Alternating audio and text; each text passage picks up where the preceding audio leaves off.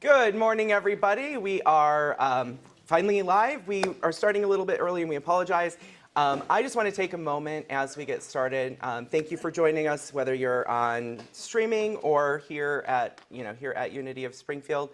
So I just want to take a moment and get centered because we kind of had a little bit of rush getting in here. So if you guys feel comfortable closing your eyes and just relaxing, and to get started, just take a moment and consider something in your life or in our community or in our world that just could use some healing. And just consider that, and consider the power that can heal all circumstances. And with God, all things are possible. And recognize the desire for the healing, because hope is one of our powers. And now take a moment and center yourself in your heart. Deep at the center of our being, there is an infinite well of peace. Just feel that peace now. And recognize that both the hope for healing and the peace that we feel is the same power. And let those two things merge together to be one thing, bringing peace to our communities, peace to our circumstances, and peace to our bodies. And recognize that both the hope and the power are the Christ in us, which is our hope of glory. Just take a deep breath.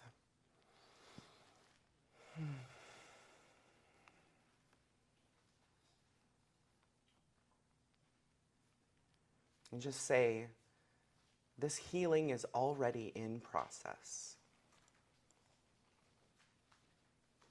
And so it is. Amen. Okay. All right. So, so last week, this is a continuation, so I just want to go over really quickly what we went over last week. Last week, we went over my views of the Bible and how I believe that the Bible is a significant book, but I don't believe it's special. And so since I'm teaching out of the Bible, I always like to, preface with that. I also I'm talking about the Beatitudes today, and I have been contemplating the Beatitudes for 20 years. I had a spiritual teacher tell me that if I would contemplate the Beatitudes, I would understand life. And so I've, used them individually, and I saw them as an entire group of one event that we experience. I don't want to say event. It is the expansion and evolution of our consciousness, according to me. That's how I view the Beatitudes. And so I don't really see them as stages or steps or individual little statements, but rather as a cohesive experience that we have as we become more of who we are. And so today I'm talking about being a peacemaker. And so let's just start with the first Beatitude really quick, and then, we'll move on to the ones that we didn't cover last week. So, blessed are the poor in spirit, for theirs is the kingdom of heaven. To me, this always reminds me of, the first step in, AA. We recognize that our lives had become unmanageable, and then we had to, the next following steps, we had to, align with a power greater than ourselves, to bring us to sanity. And so we have to recognize where we're at, and that's the poor, and then heaven is limitless potential. And when we do that, whether it's through prayer, affirmation, or meditation, and I meant to say, it says poor in spirit, and that's how, Eric Butterworth, for those of us reading the book, that's the one that he used, but in most instances, it doesn't say poor in spirit, it just says poor. So if you look at Gospel of Thomas, Luke, and Matthew, it's just poor.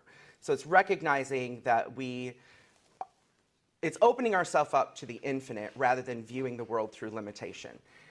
Blessed are those who mourn, for they will be comforted. Unity uses a word called chemicalization, and it represents an old thought pattern and a new thought pattern. So as we develop a new thought pattern about a situation, it bumps up against the old thought pattern, and we can have, we can even have physical characteristics. So in many other spiritual circles or healing circles, they call this a healing crisis, or they call it the dark night of the soul. And I was so delighted when I learned the term chemicalization, because I personally don't believe that the soul can have a dark night, only the ego. And I don't like creating a crisis. You know, the healing crisis, I'm like, this is not a crisis. This is a it's a dissolving of that which does not serve. And so that leads us to the third beatitude, and this is where we had left off. Blessed are the meek, for they will inherit the earth. And does anybody want to give an idea of what they think about that one? And please, if you're going to speak, wait for the microphone.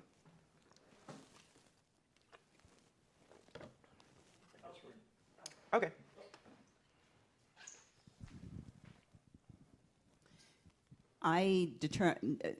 One of the things that I was taught is meek means, like Moses was meek. Mm-hmm. And you don't think of Moses as being mamby-pamby. Right. So meek is not being mamby-pamby. Meek is being allowing yourself to be inner directed. Yep, that's good. Yeah. And it is actually a very strong state to be in. Mm-hmm. Yeah, so anybody else? Okay, so in the book that we're reading, Eric Butterworth uses the word praeus. He translates the word praeus, which is the word meek, and it has the connotation of harnessing that which is wild and unrestrained. And so in my experience, meekness is certainly not weakness. It is power, the power that we can tap into with the first two Beatitudes, but that power is under control. And if you think about power in our world, there are a lot of people that wield power, but possibly haven't really worked through the ego issues in Beatitude 2. So I would say maybe they're more at level 1, and they've inherited power, but haven't quite been able to channel that power in a way that serves all of us. And so let me see here. Yeah, and so power that is motivated by the ego tends to be destructive. But I would say maybe for the first 5 years of contemplating this one, I was like, this is BS. This can't be true. The meek inherit the earth. When I observed outside reality, I was like, it doesn't look like the meek are inheriting the earth. It looks like people with guns, people with power, that they're the ones who are inheriting it. And then one day I just had this epiphany, and I was like, wait a minute, who are some meek people that we know about? And I thought of Martin Luther King Jr., Mahatma Gandhi, Siddhartha Gautama, or Buddha, and Jesus, who always referred to himself as the Son of Man when he was self-referencing. And I put that there on purpose because sometimes I think that we sort of deify Jesus. And yes, he was God. He expressed Christ just like all of us. And so, so Gandhi and Martin Luther King talked about this power that we call the Christ, and they called it soul force. And Gandhi accomplished through non-resistance and through peaceful protest, freed an entire country from colonial rule, or strongly contributed to that. I would say Buddha said that this was the Atman, or true self, and of course we know Jesus, it's the Christ within. And inheritance of the earth, if we think about the impact that these people had through their level of consciousness, it has certainly had a profound impact on the planet. And far more than, let's say, other people that have... Jolyn, do you need? Oh, okay. Oh, I'm sorry. I thought you were pointing at something. Far more than other people that have wielded power and tried to claim the earth by force, I mean, Hitler is always the one that comes to mind. Lots of power, but would we say that he inherited the earth? Absolutely not. And so yeah, that's, to me, it just made it make sense. And the reality is that the earth is our natural inheritance. And, it's kind of like what Jesus talked about in how to pray, on earth as it is in heaven. And so the first 3 Beatitudes is getting in touch with heaven, deconstructing or untangling the issues that we have had that have created problems for us, when we're motivated by fear or whatever, and having to dissolve and forgive ourselves and forgive, situations. And so that leads to meekness. Any comments about that? Or do you know of anybody who also demonstrated meekness and has had an impact on the trajectory of the planet in terms of consciousness and conscious evolution? Abe Lincoln. Abe Lincoln?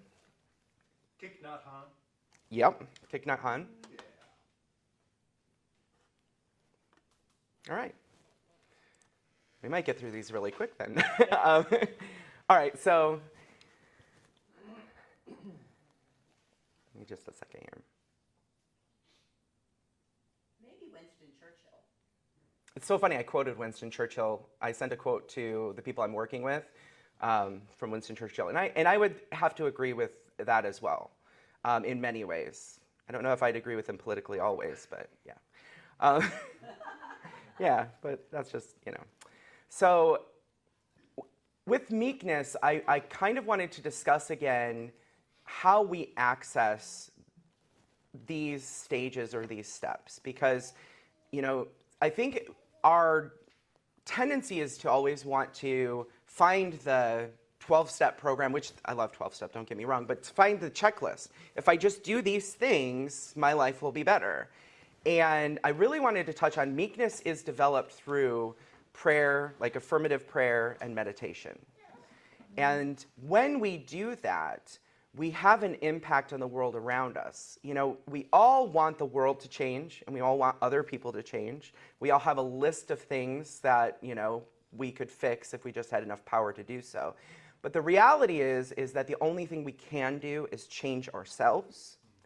And in my experience is that when I am willing to change the way I'm experiencing the world, when I'm willing to cultivate peace inside of me, when I'm willing to just say, I don't know how to fix this situation, but I know that with God all things are possible, or, that I'm supported by infinite, limitless power, things tend to come into alignment. And so that I wanted to mention that here because of the next slide. Okay. Because of the next beatitude. Blessed are those who hunger and thirst for righteousness, for they shall be filled. Does anybody want to comment on that one? Or does anybody want to comment on the last beatitude before we move on? We have a talkative group today. I know, right? I mean, we're gonna get through these pretty fast. I'm looking at the clock. Yeah, okay. It's okay that we started late. So blessed are those who hunger and thirst after righteousness, for they will be filled. And this is as we begin to walk in and recognize our power through the first 3 Beatitudes. It sort of like stirs us up. We're like, this is great. Like I want more of this in my life. And we could be working on one area and we see, wow, I healed this one area and all of this changed in my life. And that creates a hunger and a thirst. And the promise here is that as we continue to consider that, we will be filled. And so I like Charles Fillmore's definition on righteousness. Does anybody have a definition of righteousness that maybe they grew up with? I can tell you mine. Mine was, don't drink, don't smoke, and don't chew, and don't go out with girls that do. And I was like, it's okay, I won't go out with girls. And so, I did all the other things, but Yeah, but does anybody have an idea of what righteousness was, growing up, or what pattern of consciousness was sort of developed in you related to the idea of righteousness as you were developing?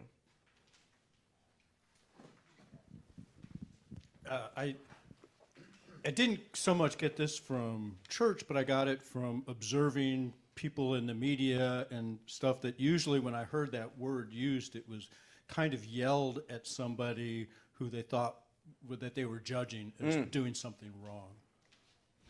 And so that's how I started to I didn't get that from where I went to church, but I got it in the culture.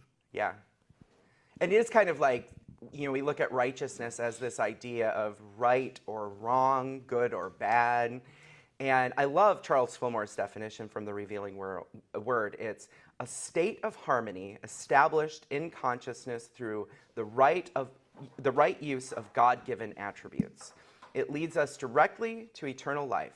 Truth working in consciousness brings forth the perfect salvation of the whole man, spirit, soul, and body. And righteousness, or right relation, is expressed in all his affairs. Now, or her affairs, obviously. This was written a while back. But yeah, and I mean, I can be on board with that kind of righteousness, a realignment into a right pattern of thinking. And in that definition actually goes with what we've talked about related to the Beatitudes up till this point. It's about a shift in consciousness from an experience of limitation or poverty with the first Beatitude to limitlessness, and a shift in consciousness into being able to utilize our power wisely. Yeah.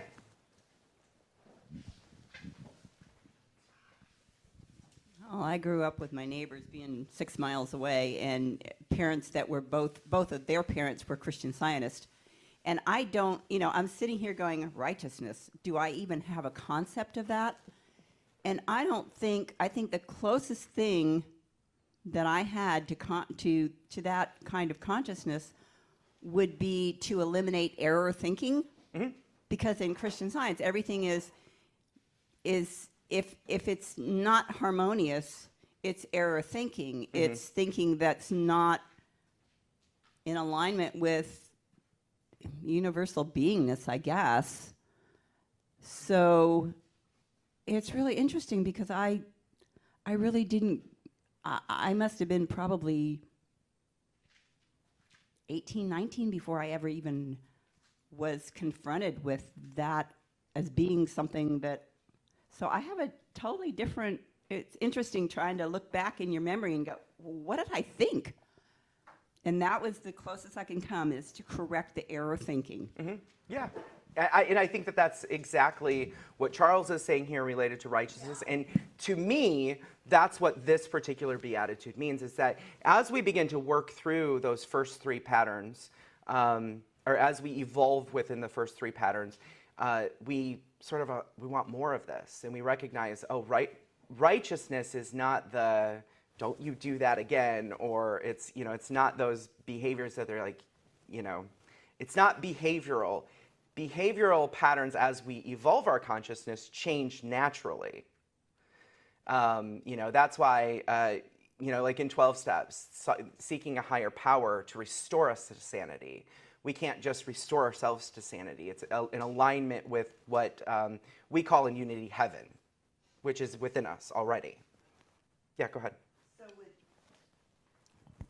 would that be following your passion? Because your passion comes from who you are inside. Your true passion comes from who you are inside. So passion is the word for hunger and thirst. Mm-hmm. When you're passionate about something, you're like going for it like it was, the best meal you ever had kind of thing. Mm-hmm. So that would be following your passion and correcting anything that was not in line with that. Yeah. So that kind of goes back to the second beatitude and what we talked about last week, where sometimes we're out. We think we know what we want, You know, we think we want a nice car, we think we want a big house, we think we want all of these things, and when we mourn, when we actually begin to recognize, well, what do those things symbolize to us? You know, a car might symbolize status, a house might symbolize stability and security, and those are just examples.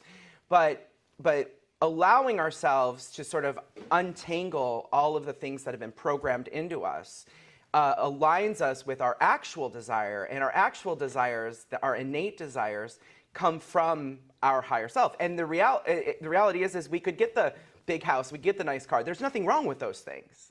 It's just manifesting them from a right state of consciousness benefits the world, and you know, and when we just know that our desires will be fulfilled, we can just be at ease a bit more. It actually goes into the next slide where Jesus said, "Ask and it will be given, search and you will find, knock and the door will be open. For everyone who asks receives, everyone who searches finds, and everyone who knocks the door will be open." And this actually just reminds me of like a time when the only thing I meditated on was just peace. The only thing I wanted, all of my affirmations, I want peace, and you know, that is the truth of the center of our being, is peace. And just doing that for a few months allowed me to find that center, so that whenever I'm in a situation, I don't always, you know, I think that that's a habit that we can develop, is being able to center ourselves within any situation. There are times when I forget that I have that, you know, power within me. But yeah, I sought after it, and I was filled, and that's really what this Beatitude's all about. And yeah, go ahead. I was going to say that just made me think that really peace is the art of allowing. To be able to come into peace keeps you from resisting it to come forward and manifest. Yeah. So and yeah, this whole talk is all like I want to express the Beatitudes as being rather than becoming something, because we all have went through stages of development that are these Beatitudes in certain areas of our life. Maybe not, I mean, we're all still working on things too, but we've all already been through all of these patterns. So up until now, we have talked about patterns associated with our inner world, what's going on within us. You know, we talked about transitioning from poverty thinking. I know I keep repeating it, but it's important to understand these. Transitioning into poverty thinking into heavenly thinking, releasing our issues through the second Beatitude, recognizing our true inheritance and using our power wisely, and then allowing that to, with the hunger and thirst, allowing that to develop hope within us, to keep us moving forward, because everything is always moving. And being in the flow is really the goal of being. I don't know if you've ever been on a float trip and gotten caught on a tree. The river does not stop, and that can actually be very, very scary. And when we're not in the flow of life, it's almost like being in that, you know, that situation where you're caught on a tree and you have to like untangle yourself. And so to me, that's what the Beatitudes help me understand.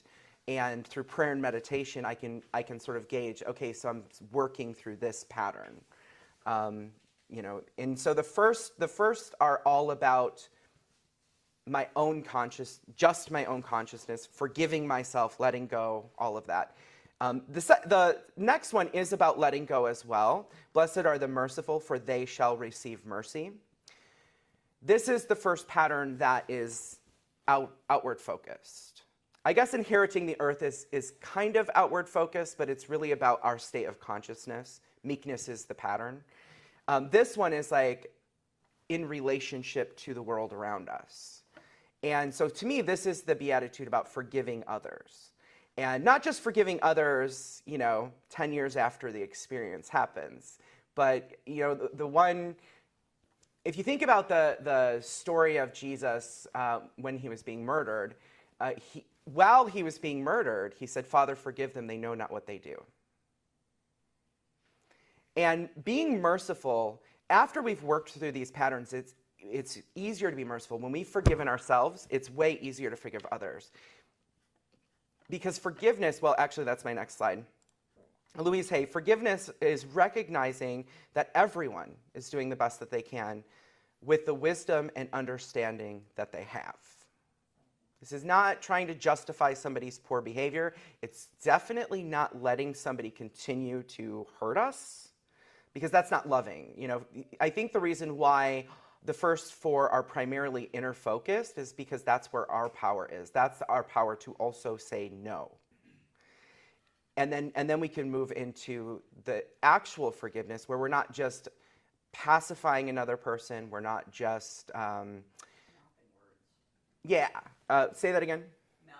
Mouthing words. But we can actually recognize, okay, so this situation is unhealthy, and I have to draw the line here, and that's, you're utilizing your power. But you can also say, this is just because this is their understanding of life. This is their state of consciousness.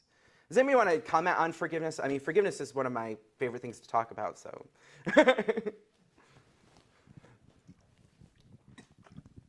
Well, forgiveness has nothing to do with the other person.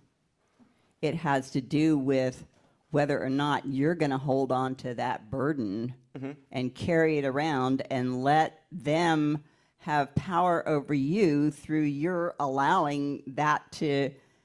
I mean, nobody can ever be hurt unless they hurt themselves by allowing that hurt to enter.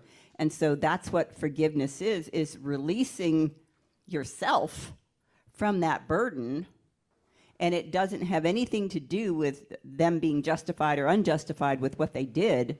It has to do with your beingness and your allowing yourself to feel good. And so it's just a releasing and letting go. And so often the world has projected forgiveness as, well, you're letting that person off the hook. That has nothing to do with it. You're letting yourself off the hook. Yep. I have a comment to that really quick. So for me, I do believe it's both. I believe it's for us, and just because I've worked through a lot of my forgiveness issues, in my experience, that when I am willing to forgive, I'm seeing that person is divine, and they're just not in their divine state yet. But I also have the power then to affirm their divinity. See, if I'm holding on to something, if I'm holding on to a grudge, I have no ability to affirm somebody's divinity. If I'm looking at, somebody Paul, you did this to me. If I'm in that state of mind, I can't affirm his divinity. And the reality is all injury is, taking place. It's not necessarily, for me, it was not necessarily just the things that people did to me that were the issue, but what I did with the things that were done to me. Okay, so as I worked through that part of the pattern, I was able to, it wasn't like I had interactions with these people the next day, but many of those people later on, I was able to interact with, affirm their divinity, and it had a profound impact on them. Because you released that energy between you. Yeah. And so it's allowed them to open up. Right. Well, because we're all one anyway. Right. So I definitely see it. Yes, I'm doing this for myself, but this is the first external pattern. I'm doing it for them too. So what were you going to say? Well, you were talking about forgiveness of others and self-forgiveness, both. And because they're interconnected, and when I look at self-forgiveness, it's being aware that God doesn't hate you. Mm-hmm. And when you finally really believe that all the way to your core, then the rest falls into place so much easier. Mm-hmm. I agree. In fact, the next thing I was going to talk about, because it just popped into my head, but there's a story in Hinduism, and I don't remember exactly who talked about it, but they were talking about how, as humans, someone can be kind and generous to us 1,000,000 times, and they hurt us one time, and our consciousness tends to hold on to that. And then they compared that to God consciousness. And God consciousness, You can sin against God 1,000,000 times and have one act of, prayer, affirmation, worship, whatever you want to call it. And that is the one thing that God consciousness will recognize. And to me, that's what this is all about. And until we forgive others, there are so interconnected. We have to work through the ego stuff a little bit first, but you will receive mercy, is what the Beatitudes said. And receiving mercy is not being the benefactor of God's, of some deity's mercy, I guess you could say. Because it's really far more, we're able to recognize God consciousness, that I'm perfect exactly as I am. I'm perfect, whole, and complete. I've been perfect, whole, and complete this whole time. Even when I was out doing the crazy stuff, I was perfect, whole, and complete. Because what we're talking about here it's not becoming better. It's not, once we shift our consciousness, once we change our mind, our experience of life changes. And that's what being is all about. And we're not becoming more of a child of God, which is the last slide, but we are being just who we really are. Amen to that. Yeah. Any comments about that before I move on to the next beatitude? It's like saying you've always had value, you've always been valuable. Yes. Yeah. You want to repeat that? Yeah. Wait, yeah, if you want to give them the... It's like saying that you've always been valuable. Yeah. You just know how valued you were. Yeah. And that's why I do kind of tie, the whole forgiveness thing, I do kind of tie it. We do it for us and we do it for them. We have to do it for us first, but we do it for them because forgiveness allows us to see the divinity in the other person. So, and that was St. Louise Hay, one of my favorite people. I think it's cool that you sainted her. I definitely sainted her, absolutely. The Australians sainted her. Did they really? For real? Oh, I love that. The closest thing to being a saint. No, I would not say well, we're all saints, actually. But I just wanted to affirm her sainthood. All right. Okay, so the next beatitude is, blessed are the pure in heart, for they shall see God. Does anybody want to comment on that one? Oh, yeah. So I can remember sitting in Abraham class when Terry, who was teaching it at the time, taught it for years, said that he first understood purity. And purity means no deviation. It means if you say that a potato is bad for you, if you're pure in heart, you're not going to eat the potato. Yep. Because you're going to do what you believe is true, right, honest, whatever.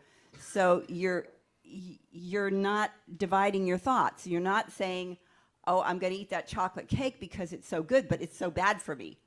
So anytime that, and it's every area of your life, but anytime that you're thinking one thing and doing another is an impure thought. And when he came to that understanding, he began to change his focus. And I don't know, I mean, he went, all kinds of amazing things happened to him after he discovered those principles that's what it is. And you want this job, you focus on that job. And there's no two ways about it. I have the job. Mm-hmm. And he was keyboard player for Andy Williams. Nice. I mean, that's where it took him. Yeah. She said that's where it took him. So, yeah. Anybody else? I love that. But I just wanted to comment something that just came into my head, when you put that up there, was that I don't know if anybody knows who Michael Rice is, but I went to Michael Rice workshops many years ago, and he said that we always see things through filters. Okay? And the three main filters are love and hostility and fear. Okay, so if we're looking at this and it says, blessed are the pure in heart, for they will see God, only when we're looking through the filter of love can we then see the divine in everything. Yeah. Okay. And for myself, I know, just going into my own meditations and my own aha moments, I kind of see it the same way. I kind of see as everything looking through the eyes of the ego. And to me, there are two different aspects of the ego. There's the dark side of the ego, and then there's just the plain ego. Mm-hmm. And then there's the divine that we do carry around with us. And however, only can we see God through that divine side. Yeah. Yeah. I 100% agree. And so tying it into all of the other, you guys both said something that I was going to say, which is great, but tying it all together with the rest of the Beatitudes, what the rest of the Beatitudes are leading us up to is the purity of heart, a shift in consciousness that allows us to see things more clearly, like forgiving ourselves, letting go, not being motivated by the ego. But like you said, I mean, the ego is, can be very beneficial if, in certain circumstances, if the ego is under control. It's kind of like what I was talking about before, the power under control. And so, but yeah, that leads us to a purity of heart, because we're cleaning out all of the patterns that have sort of been programmed, and we're getting in touch with our true being, our true center. And I mean, what do we say here in Unity? Let's say it together. We say it together every Sunday.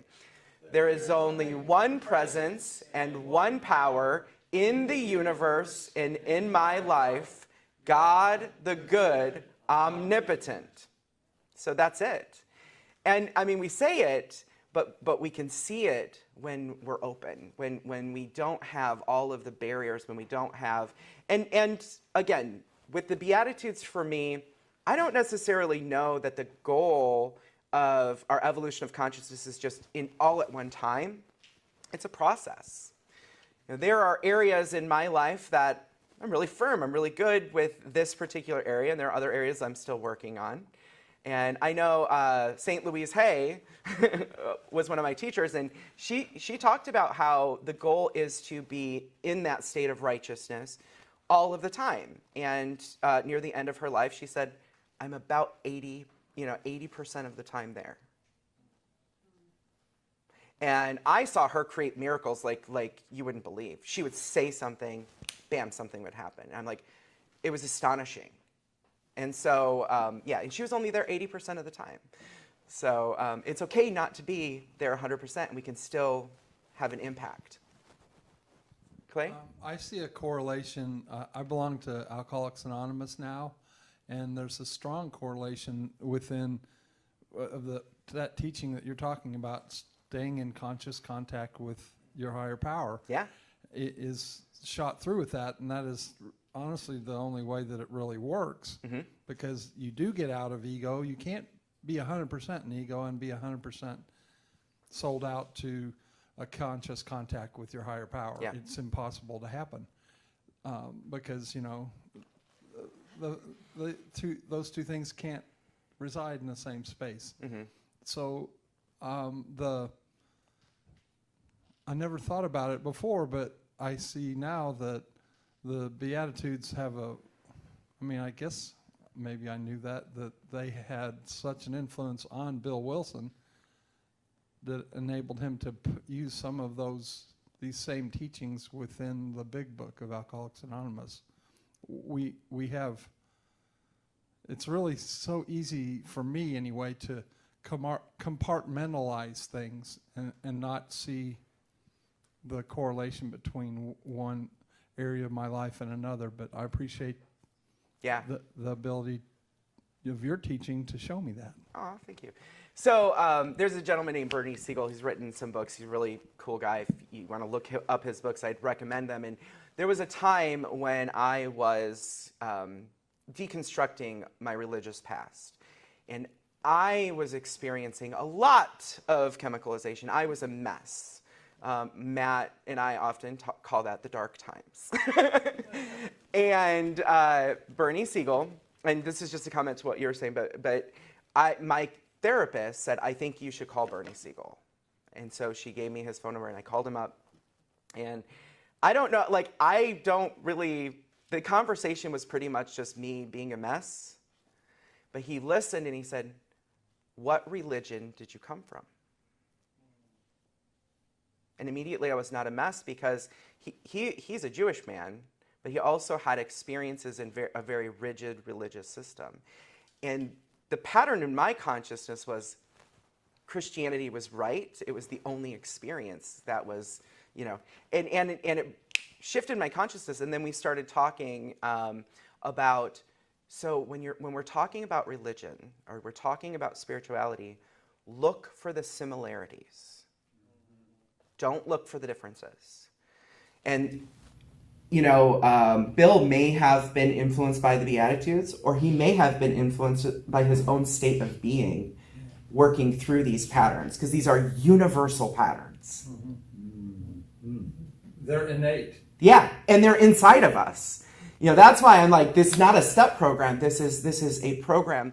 I don't want to say program. This is us just getting in touch with who we really are.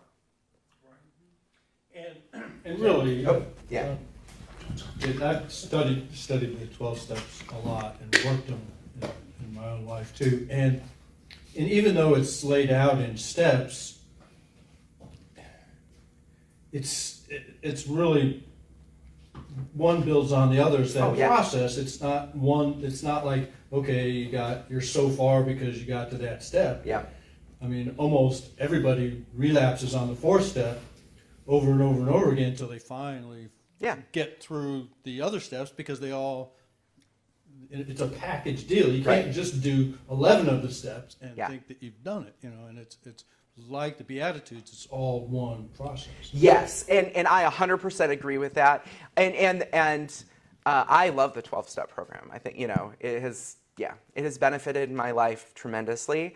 And a lot of how I understand, because I've been contemplating the Beatitudes for so long that, it just integrates it. And I with that conversation with Bernie Siegel, everything becomes integrated in this one thing, because I would say that out of all of the whole Bible, this is what I've contemplated the most. And so I tend to relate everything back to this, because it's a part of my daily practice. I'm not saying you have to make the Beatitudes your daily practice. I'm just letting you know this is what I've learned, from them. This is my personal perspective.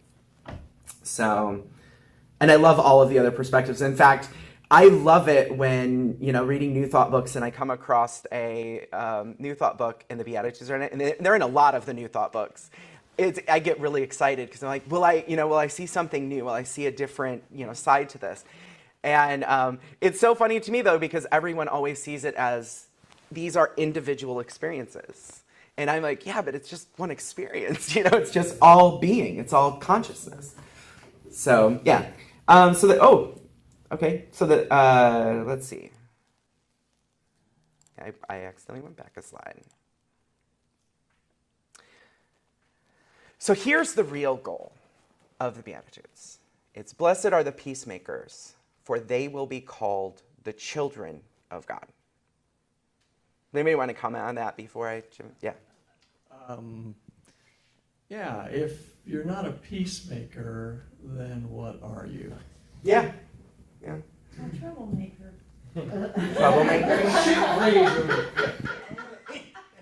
I want to comment on that specifically. I'm glad you brought that up, because I was listening to a broadcast on NPR on the way here, and a TED Talk, and that person was talking about, they were specifically talking about the Black Lives Matter movement, and about how they believe that the vast majority of people that went to those protests had the goal of being a peacemaker.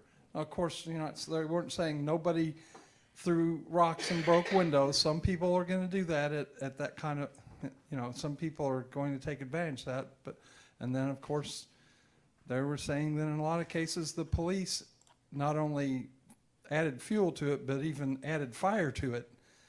But the point I'm trying to make is that that a lot of our society views people who go to protests as troublemakers, not as peacemakers. Yep. And that's a problem. So I wanted to go back to this slide and talk about Gandhi really quick. So Gandhi contributed, profoundly contributed to the dissolving the colonized India. And we think of him that way. The reality is that there were also violent protests. We don't talk about those. Because Gandhi was doing it from a different state of consciousness. So Nelson Mandela is the same way. You know, there were parallels that were not peaceful in that situation as well, and he focused on forgiveness, and he focused on becoming a peacemaker. And so, yeah, I mean, with the Black Lives Matter movement, I would say the vast majority of people within that movement are peacemakers. I protested back in 2015 with 2016 with Black Lives. No, it was 2015. Sorry, with Black Lives Matter, and I knew a lot of people. So yeah, and I've done things since then. But that's when I started doing that, and I'll tell you that movement, it's not an organized movement, so it's kind of hard to say that they're one way or the other, because it's just a movement of people wanting to shift the narrative related to Black, Indigenous, people of color. That's the only thing that movement's all about, and you're going to have both. But this is what we were talking about with "Blessed are the meek, for they will inherit the earth." Is that the patterns of consciousness that we recognize that have changed systems tend to be patterns of peacemakers.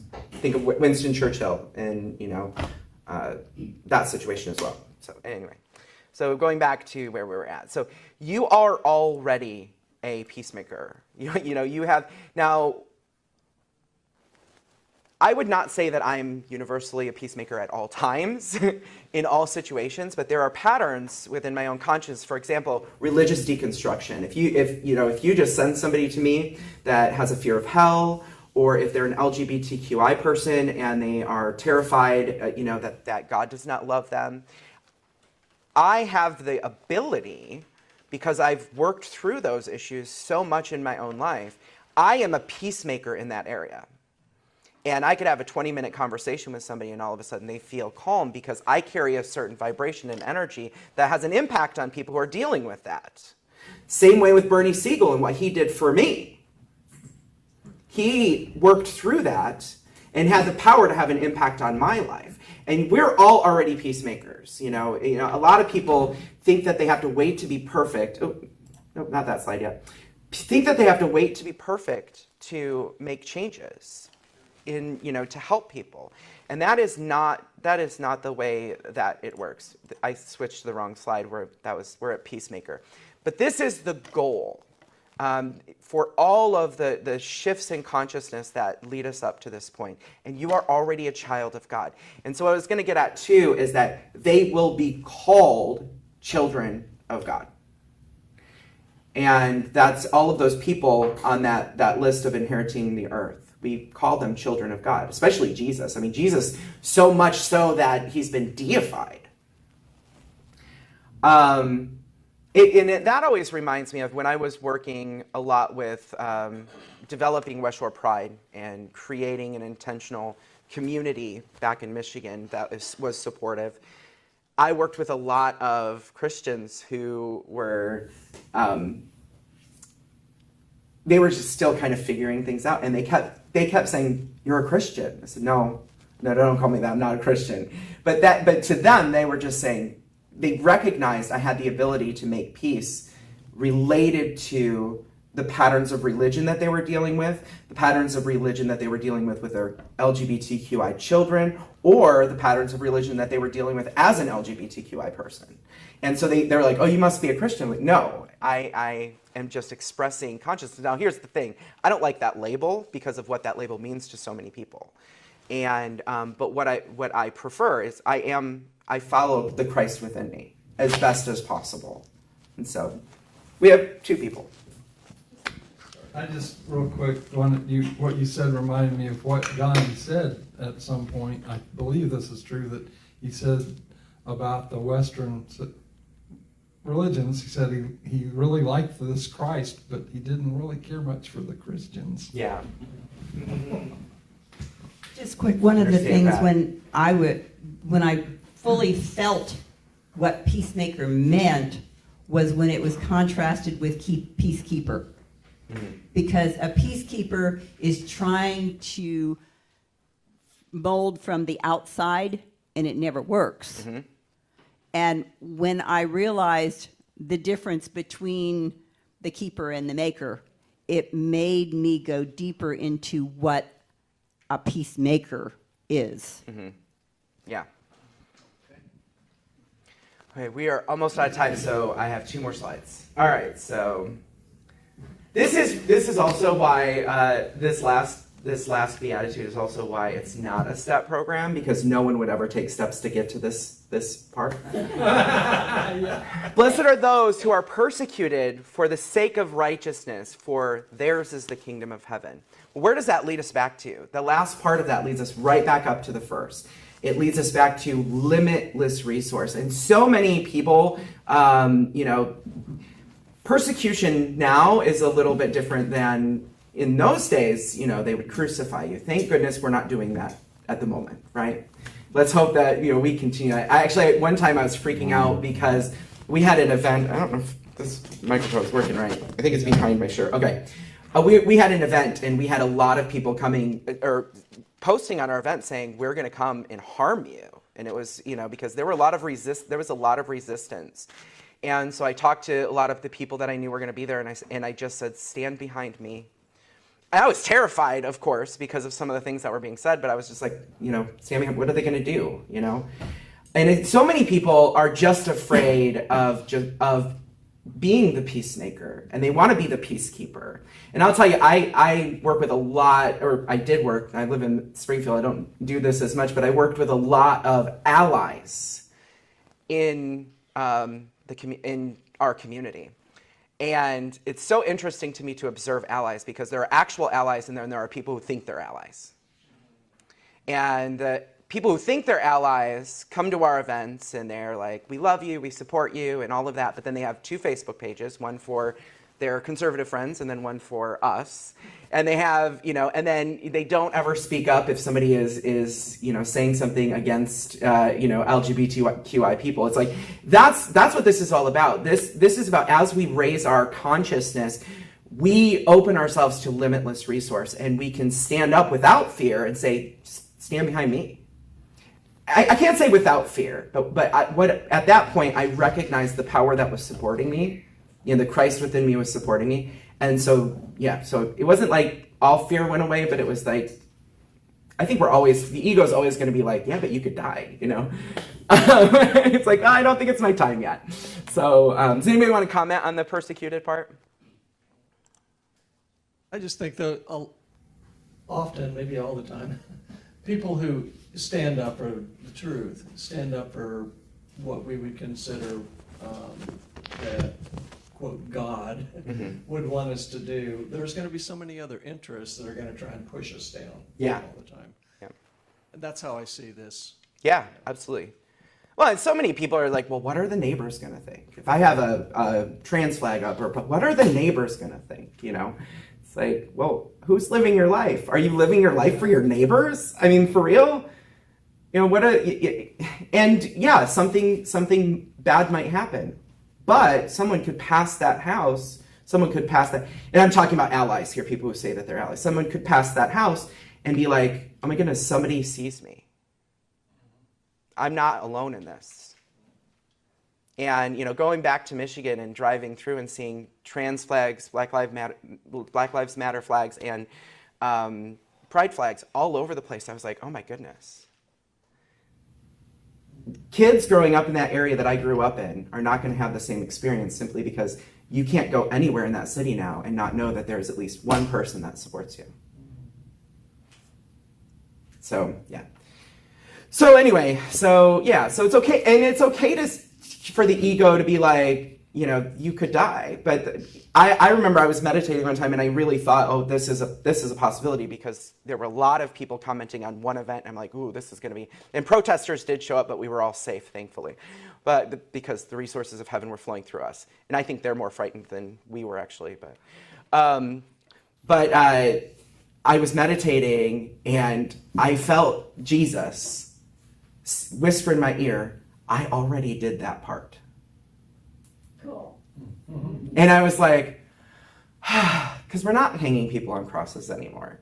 And that just brought a lot of peace to me. Okay, so finally, I just want to end with this one quote, Myrtle Fillmore, because this is all about being. You are already a peacemaker. You're already all of these things. And the goal is to step into more authentically who you really are and not let your neighbors, not let your personal fears, not let things block you from who you really are. So there are no discords in my being. Being is peace. Namaste. Thank you very much, Yeah. James. And let's give James.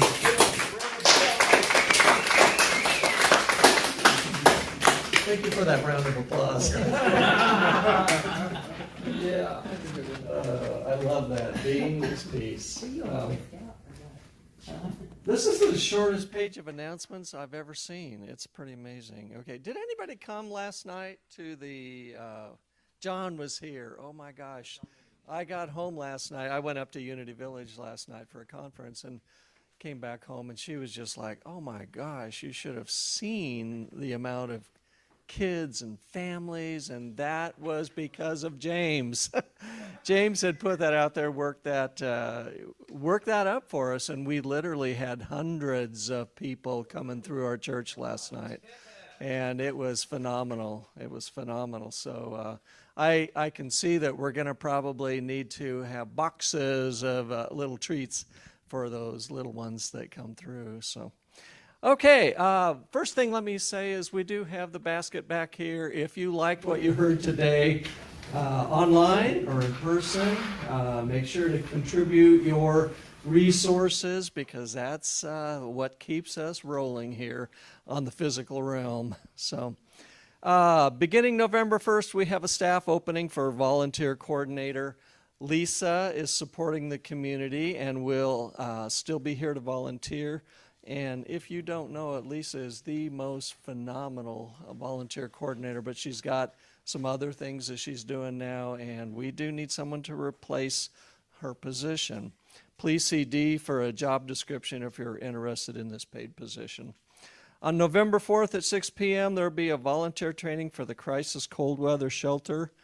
Hope you can join us with that. That is absolutely the most stimulating volunteer thing to do here at church. It is in my time and in Sue's time, and I know those who do participate. John, I know you do that too. Come and volunteer for it. It'll open your heart. It is absolutely amazing. Be a peacemaker. Be a peacemaker. Thank you, James. Next Sunday, November 6th, is Daylight Savings Day, meaning you get an extra hour to sleep. After the service on the 6th, we're having a friendship potluck after the service to enjoy eating lunch and connecting with each other. And because it's Friendship Sunday, we're not doing a class next on Friendship Sundays now, so there will be no New Thought World Religions class here next Sunday morning. So. Hope you have a great week, and thank you very much. Let's get together in the back and do a circle.